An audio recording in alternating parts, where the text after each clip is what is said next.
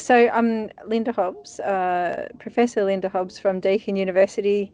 I've been looking at teaching out of field for about 20 years now, and in terms of research. So teaching out of field is when teachers are teaching subjects or year levels or school phases of schooling where they're not qualified to teach it. So that might be that they don't have the disciplinary background in the subject. They may not have done the teacher education methods training for it, and or in New South Wales, they may not have been accredited for teaching that subject. In other states of Australia, there is no accreditation. And so it really goes back to your qualification. If we look at figures from the Australian Teacher Workforce data set, which AITSL has been using data for the last few years, they've got 3 sets of data from 2019 to 2022, and in general, the data is showing a reduction in the percentage of teachers who are out of field, but technology is one of the highest. Maths remains stubbornly high at around 32%, the latest in 2022, that data. Science has come down considerably, which is really encouraging, but English is quite high. And interestingly, that hasn't been noticed by the English associations until recently. They're paying attention now because they see that this is an issue. So part of the solution, of course, is getting more teachers into the system. And that's a big thing that media can do, is to help promote education as a worthwhile career, tone down the negative side of teaching. Look, I think this is an area that needs more research, particularly in the Australian context, both qualitative and quantitative research, so that we can get some ideas from the international data, international survey data, TIMSS, PISA, for example. There's various publications that look at different analyses there that show things like the location of schools, how hard to staff those schools are, for example. Those measures up against the incidence of teaching out of field has shown some relationships there. In terms of the relationship to student achievement, that impact hasn't been looked at as much as I would have liked. But it's not just about student achievement, it's also students being excited by the subject. And so that student engagement, turning them on, seeing that the subject is possibly something that they can connect to, and seeing that through the teacher's eyes and what the teacher brings to the classroom, you can't underestimate that. What concerns me most is who's being asked to teach out of field, and it's often the early career teachers. And speaking to them, you can understand the challenge of a teacher who's new to teaching and the range of things that they have to learn all at the same time, and then also the extra demands of having to learn to teach a new subject. But what I love to hear in relation to that is that is both the teachers who feel enabled and have agency in that situation. They want to do it. They are supported to do it.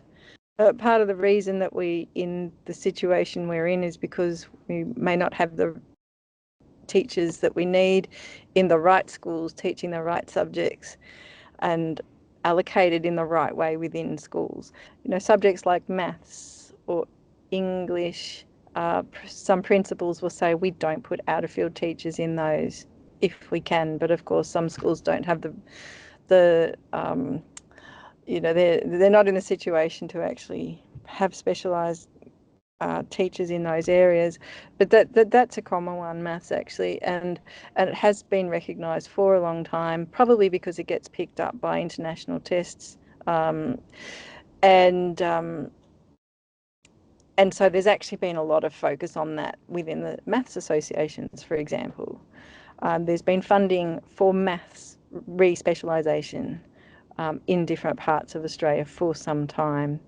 Other areas like language education, language teaching, yeah, there's quite high levels in that actually, and it's same with technology.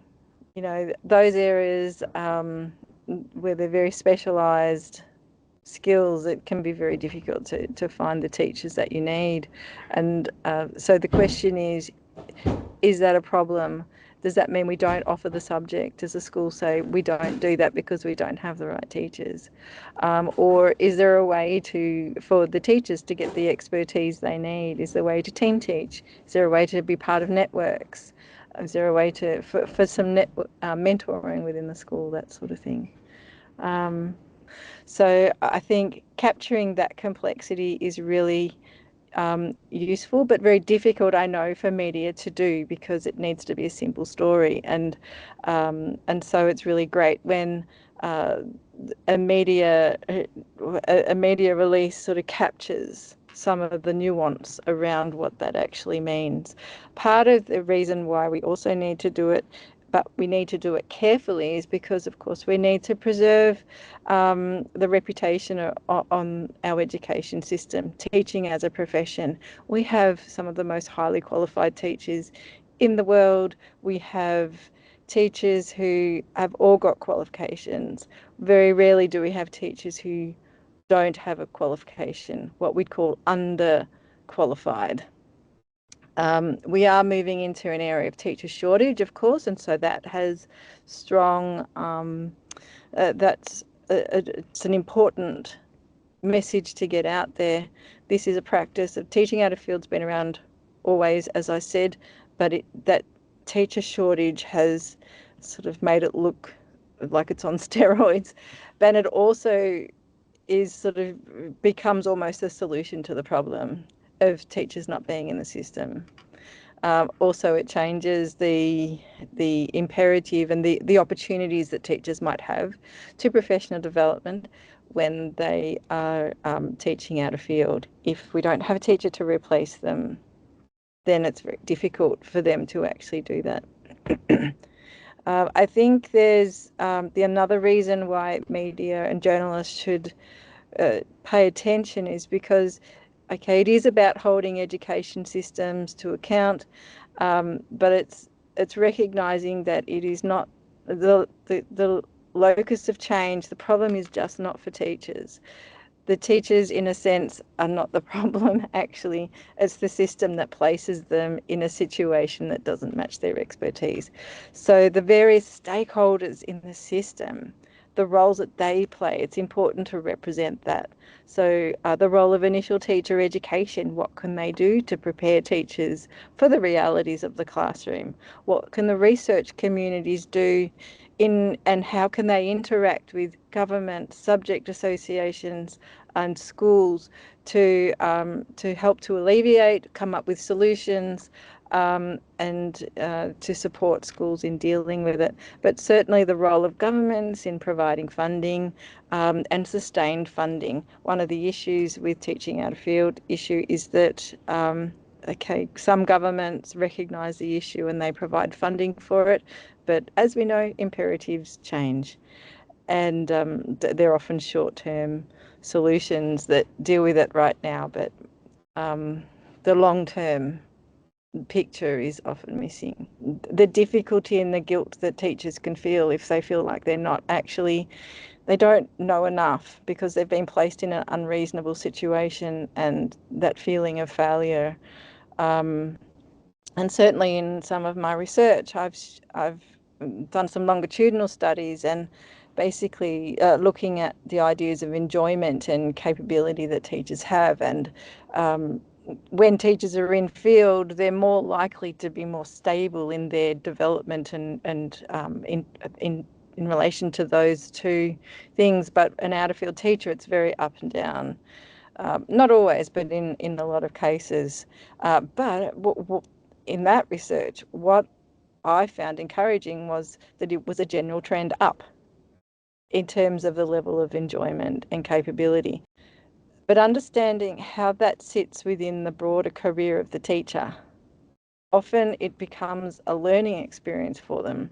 The learnings that they take from that into other contexts, the things that they bring from their in-field area into that out-of-field teaching, that actually add something of value. So I think, yeah, I think that capacity for teachers to learn and their willingness and commitment to engage with that ongoing learning, I think, is very heartening. Teaching is a learning profession, but the thing is, learning to teach a subject places that extra demand on teachers. But it has been part of the Australian education system pretty much forever. And it's part of many education systems around the world, not in all. But for journalists, I think it's what the value using media to communicate to the public. It's important to raise awareness of the impacts of certain policy decisions, leadership decisions, workforce related decisions, and instances, the impact that has on teachers in the and schools generally, and then on student learning, student engagement, and those sort of things. So it's often misrepresented as being a problem for teachers to solve. It's often misrepresented as out-of-field teaching is bad and all teachers are bad when they are teaching out-of-field. And it often misrepresents the fact that it's actually a quite heterogeneous workforce that's teaching out of field, because some teachers have been teaching out of field for 20 years, and do we still call them out of field? Some teachers see the new subject that they're teaching as being part of what they are committed to teaching well, and they may do professional development, they may, and they usually put a lot of time into teaching it. And then you have the teachers who are teaching out of field temporarily. They're just basically just filling in, and each of those examples have different implications for the type of support needs, the way they relate to other teachers in the school, the way they participate in the communities of practice around the different teaching disciplines, and also in the teacher wellness and attitudes, and potentially on student learning as well. What concerns me most is when I hear stories of school leaders not appreciating the difficulties associated with teaching out of field, of parents noticing and being unreasonably difficult about that. I think we can't underestimate the impact on students, particularly when a teacher only sees out of field. So I think part of the issue here, it's important to look longitudinally again, to look at who's teaching the students over time, and within that time, how often have they come into contact with an experienced or a teacher with the background in the subject.